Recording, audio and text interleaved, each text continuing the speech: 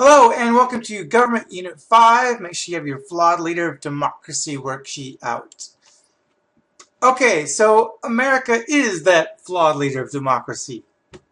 Um, Leader of democracy means that, yes, we are a democratic nation, but we also try to be a leader for other democratic nations. We try to be the one that sets the example for others to aspire to. But still a nation of human beings. We're not perfect. We've done some really good things and some very bad things. Let's start with the good. Mexico in 1913.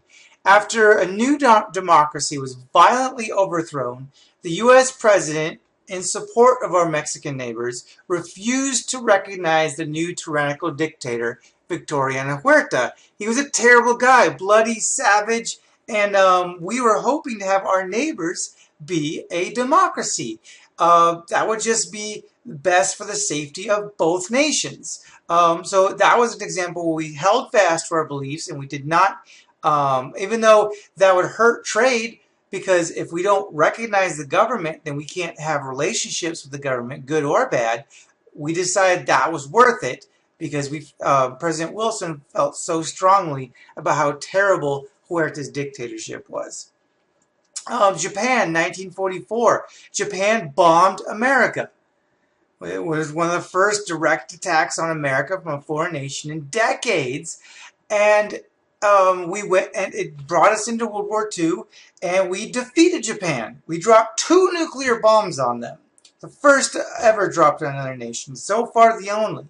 And after we had won, we had gotten complete surrender. No condition whatsoever. They said, we give up, do whatever you want to us. Now, we could have made them a colony. We could have made them an extension of the United States. We could have just done whatever we wanted. But instead, we wanted them to build up and be a powerful democratic nation. We realized what an ally this could be if we were friends with them, especially when just across the sea we've got China and we've got Russia and North Korea, which are all eventually end up being potential threats. We realized we need an ally over here. We can't just make enemies out of everyone we beat. So we helped turn them from a monarchy into a parliamentary democracy like what we have. And today, they are one of the great world powers as a result of that decision on our part. The Soviet Union, we talked about how we were opposing communism. We supported Andrei Sakharov as a symbol of a future democratic nation during the 1980s that we hoped Russia would become. And then Poland, one of those countries that Soviet Union had put external pressure on, we supported Lech Walesa. He was trying to form labor unions in Poland. Remember, land, labor, and capital.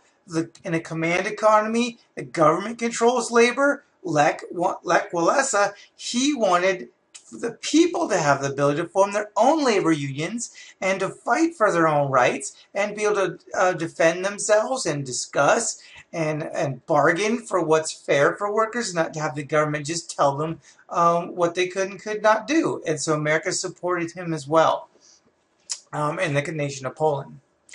Now, I mentioned this word containment before. America, reason why we supported a lot of those last 2 leaders is because we were trying to contain communism.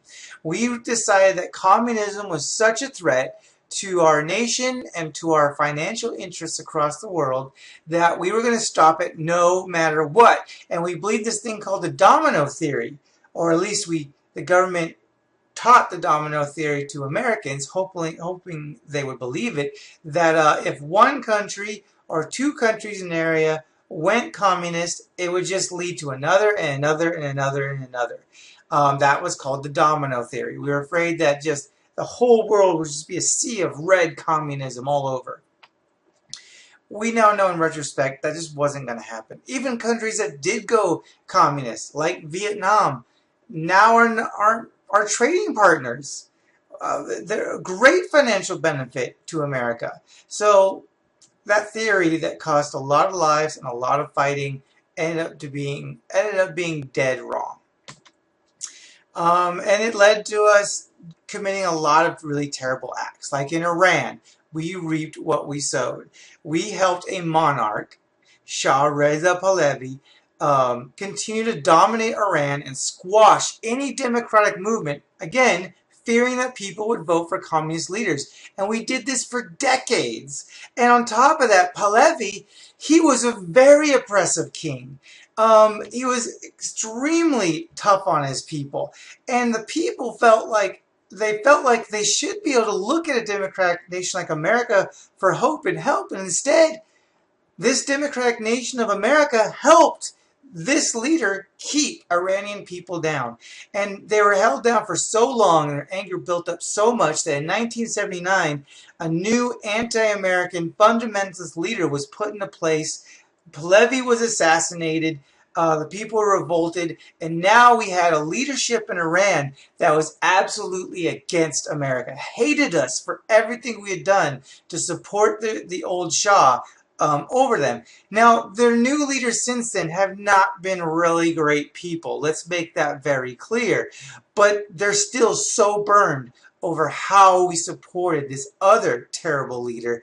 That's one reason why Iranians have such powerful negative emotions towards America, to the extent that Iranian terrorists are known to have taken Americans hostage, assassinated pro-American leaders, and have hijacked a number of airlines and cruise ships with American citizens on it. Now, none of these acts are justified, okay? They are not okay, no matter what we did to them. But that is where their anger with us comes from. Nicaragua in 1979, we talked about this, Anastasio Somoza. We had supported him. And the same, just like with Iran, a group in 1979, the Sandinistas, were tired of it. They were communists. They subscribed to a guy named Karl Marx, who was the founder of communism. And under this united belief in Marxism and this united anger with America, they decided to revolt and assassinate Somoza and take Nicaragua for themselves. But America did not like that. They wanted Somoza. They wanted a dictator to control Nicaragua, to keep them in line with what America wanted. So Ronald Reagan supported an opposing rebel group known as the Contras, and he did so by selling weapons to Iran, our newfound enemy, illegally, after Congress had cut his budget and said, no, you can't support the Contras. We need to stay out of Nicaragua now. We've done enough damage. Knock it out. Ronald Reagan said, no, I'm gonna keep supporting these people. And he did so by being involved by selling weapons to our enemies to support the Contras against the Sandinistas in Nicaragua. That's it. No more ad modem for this. Write one good question. It's on your worksheet, and I'll see you in class.